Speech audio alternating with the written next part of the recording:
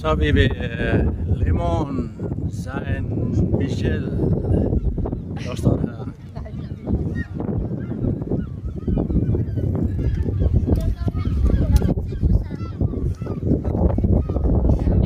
En lang bro for at komme ud.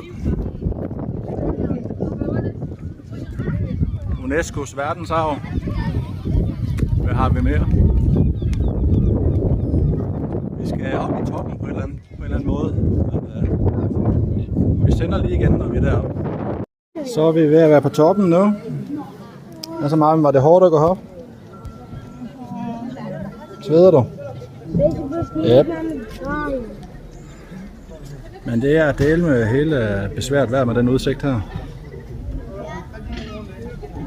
Magnifique.